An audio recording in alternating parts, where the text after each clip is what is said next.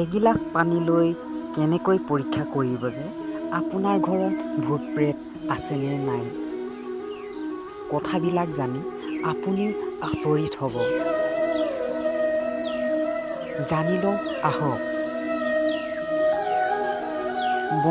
পুৰাণত দিয়াৰ মতে 12 বজাৰ লগে লগে ৰাস্তা ঘাটে ঘূৰি ফুৰে আৰু ঘৰতো সোমাবলৈ প্ৰৱেশ কৰে। পুৰাণত দিয়াৰ মতে কিছুমান মানুহ দৰৱ খায় আৰু ফাঁচি লৈ আত্মহত্যা কৰে। এনে মানুহৰ আত্মা কেতিয়াও মুক্তি নাপায় আৰু এনে আত্মা ঘূৰি ফুৰি থাকে আৰু এনে আত্মা 12 বজাৰ লগে লগে ওলাই আহি মানুহক ভয় খুৱায়। যদি আপোনাৰ ঘৰত ঘড়ী আছে আৰু নতুন বেটেৰী লগোৱাৰ পাছতো যদি বন্ধ হৈ যায়, তেন্তে আপোনাৰ ঘৰত কিবা আছে বুলি গম পাব।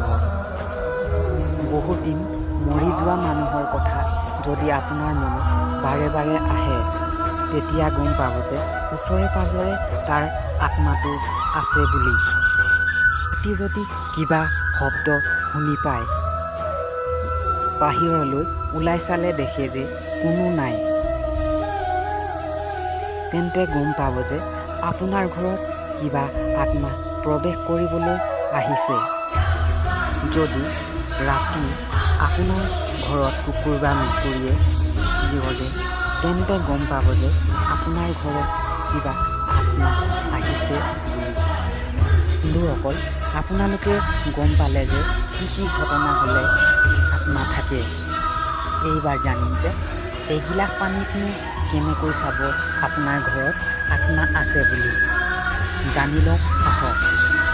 বন্ধুসকল, যেতিয়া আপুনি ৰাতি শুবলৈ ল'ব, তেতিয়া এগিলাচ পানী আৰু 2 চামুচ নিমখ লৈ পানীখিনি তুলি থৈ দিব আৰু পানী গিলাচটো য'ত আপোনালোকে পূজা পাতল ধূপ চাকি জ্বলায় তাত থৈ দিব।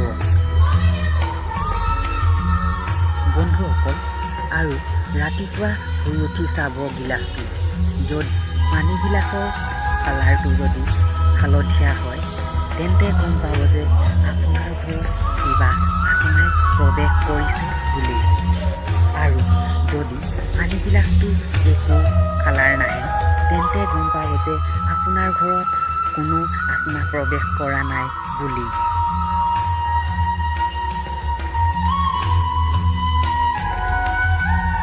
বন্ধুসকল, কথাবিলাক জানি যদি আপোনালোকক ভাল লাগিলে